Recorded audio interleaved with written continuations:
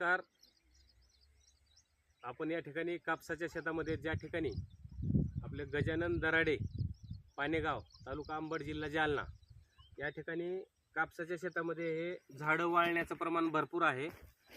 आणि आपण काही ठिकाणी जे खराब झाडं आहेत तिथं उकरून पाहिलं, किंवा जे चांगले झाडं आहेत तर त्या ठिकाणी मातीमध्ये उकरून पाहिलं तर या ठिकाणी हुमणी अळीचा नुकसान आहे. हे पाहू शकता तुम्ही. या ठिकाणी हे जे आहे हे हुमणी अळीचे हे नुकसान आहे असं. आणि हे पूर्ण मुळा असं खात आहेत खालून. हे लहान लहान मुळा तुम्हाला एक पण नाही दिसणार. हे मुळा कट केलेले आहेत. ह्या मुळा, ह्या पांढरी मुळी जी असते त्याची, तर हे पूर्ण पांढरी मुळी खाल्लेली असते आणि त्यामुळे हे झाड सुकून वाळून जातं समजा. तर यासाठी आता GSP क्रॉप सायन्स लिमिटेड कंपनीचं ग्रॅन्युअल फॉर्ममध्ये जर म्हणलं तर बॅलेट आहे किंवा आर्थर आहे. एकरी 4 ते 8 किलो तिथल्या नुकसानानुसार आपल्याला वापरू शकता एकरी.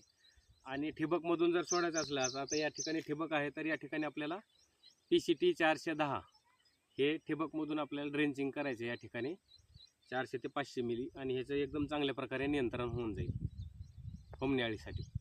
आणि हे समजणं गरजेचं आहे समजा की हुमणी अळी या ठिकाणी भरपूर आहे.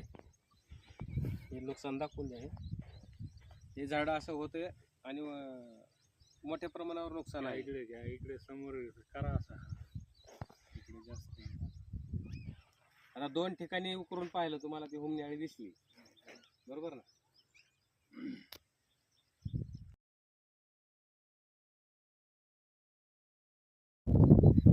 आपण या ठिकाणी आता रामेश्वर चपटे यांच्या शेतामध्ये आहेत, पानेगाव, तालुका अंबड, जिल्हा जालना. आणि आता बेस प्रक्रिया तुम्ही काय वापरलेला? PCT 410 वापरलेला आहे यांनी.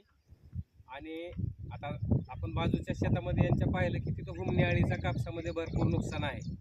पण या ठिकाणी जर तुम्ही पाहिलं तर तुम्हाला एक समान वाढ आहे, त्याची क्वालिटी पिकाची पहा तुम्ही. किंवा हुमणी अळीचं तुम्हाला एकही झाड नाही दिसणार याच्यामध्ये की ज्याच्या इथं हुमणी अळीमुळे नुकसान झालेलं आहे. तर कापूस असेल किंवा सोयाबीन असेल किंवा कोणतंही पीक असेल, बीज प्रक्रिया ही फार महत्त्वाची आहे.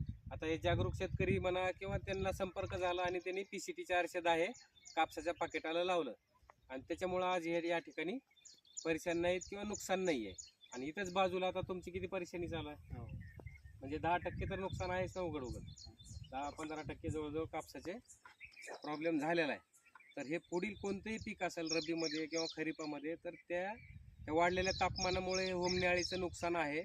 तर ते आपल्याला पुढं अंदाज घेऊन जर बीज प्रक्रिया केली तुम्ही PCT 410ची, तर तुम्हाला ते पुढं नुकसान होणार नाही किंवा तुमची मानसिकता खराब होणार नाही, खर्च वाढणार नाही. त्याच्यामुळं बीज प्रक्रिया हा विषय फार महत्त्वाचा आहे या ठिकाणी आम्हाला सांगायचा आहे. धन्यवाद.